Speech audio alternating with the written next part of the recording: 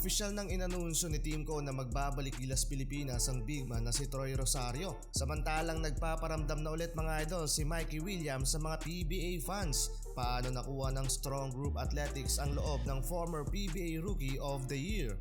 So ayun na nga mga idol, at nasa Pilipinas na ang TNT Tropang Giga shooting point guard na si Mikey Williams para magbigay ng reinforcement sa redemption campaign ng Strong Group Athletics para sa upcoming Dubai Invitational. Sa loob ng halos 2 taong nanatili si Mikey Williams with no basketball competition na pinaglalaroan sa USA, magbabalik siya sa larangan ng basketball. Pero paano nga ba ito nakumbinse ni Charles Chu na bumalik sa Pilipinas at maglaro ng basketball? Around 7 AM noong Martes dumating sa ating bansa si Mikey at agad nagtungo sa Mandaluyong para sa team practice ng SGA.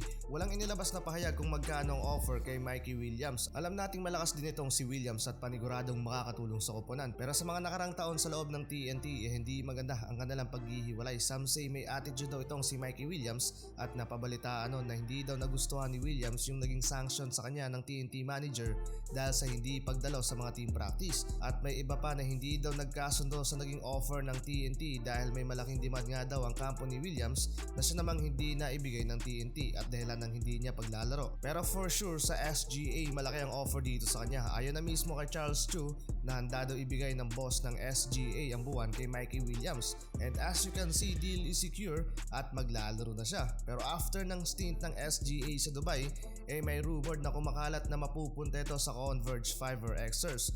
For sure mga idol, hindi basta-bastang ibibigay ito ng TNT dahil hawak pa rin nila ang rights ni Mikey Williams sa PBA. Pero pag nagkataon na matuloy ang trade, baka masira yung binubuong dynasty ng Converge. Isa o dalawa ka na Alex Stockton or Scottie Winston ang paniguradong mapapasamang mati-trade pa TNT.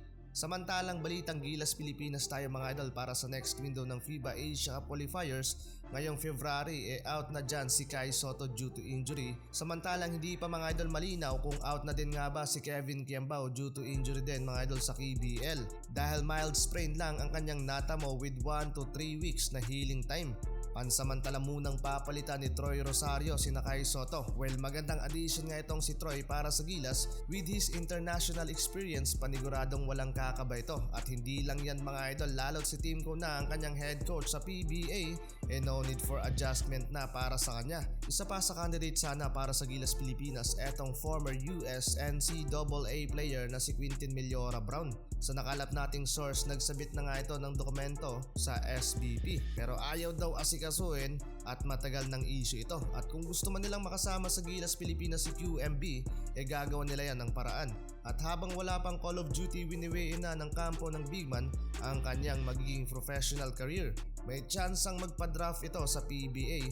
May offer din sa kanya sa Spain at may 800,000 pesos per month na offer naman sa kanya sa MPBL.